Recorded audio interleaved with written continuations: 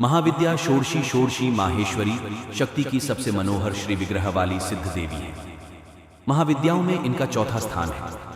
16 अक्षरों के मंत्र वाली इन देवी की अंगकांति उदीयमान सूर्य मंडल की आभा की भांति है। इनकी 4 भुजाएं एवं 3 नेत्र हैं। ये शांत मुद्रा में लेटे हुए सदाशिव पर स्थित कमल के आसन पर आसीन हैं। इनके चारों हाथों में क्रमशः पाश, अंकुश, धनुष और बाण सुशोभित हैं। वर देने के लिए सदा सर्वदा तत्पर भगवती का श्री विग्रह सौम्य और हृदय दया से अपूरित है। जो इनका आश्रय ग्रहण कर लेते हैं उनमें और ईश्वर में कोई भेद नहीं रह जाता है। वस्तुतः इनकी महिमा अवर्णनीय है।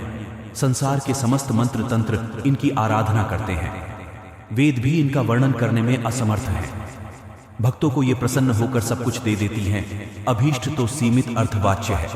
प्रशांत हिरण्यगर्भ ही शिव हैं और उन्हीं की शक्ति षोडशी है।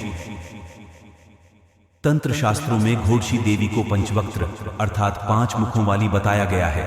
चारों दिशाओं में 4 और 1 ऊपर की ओर मुख होने से इन्हें पंचवक्त्रा कहा जाता है। देवी के 5 मुख तत्पुरुष सद्योजात, वामदेव, अघोर और ईशान शिव के 5 रूपों के प्रतीक हैं।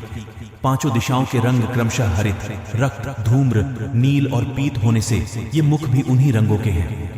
देवी के 10 हाथों में क्रमशः अभय, टंक, शूल, वज्र, पाश, खड्ग, अंकुश, घंटा, नाग और अग्नि हैं। इनमें षोडश कलाएं पूर्ण रूप से विकसित हैं, अतएव ये षोडशी कहलाती हैं। षोडशी को श्री विद्या भी माना जाता है।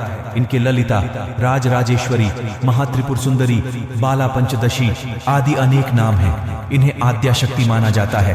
अन्य विद्याएं भोग या मोक्ष में से एक ही देती हैं। ये अपने उपासक को भुक्ति और मुक्ति दोनों प्रदान करती हैं। इनके स्थूल, सूक्ष्म, पर तथा तुरीय 4 रूप हैं। एक बार परांबा पार्वती जी ने भगवान शिव से पूछा, भगवान, आपके द्वारा प्रकाशित तंत्र शास्त्र की साधना से जीव के आदि व्याधि, शोक, संताप, दीनता, हीनता तो दूर हो जाएंगे, किंतु गर्भवास और मरण के असह्य दुख की निवृत्ति तो इससे नहीं होगी।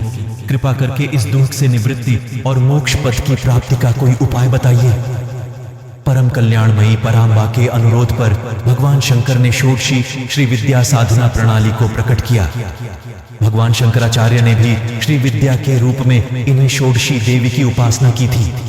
इसीलिए आज भी सभी शंकर पीठों में भगवती षोडशी राज राजेश्वरी त्रिपुर सुंदरी की श्रीयंत्र के रूप में आराधना चली आ रही है।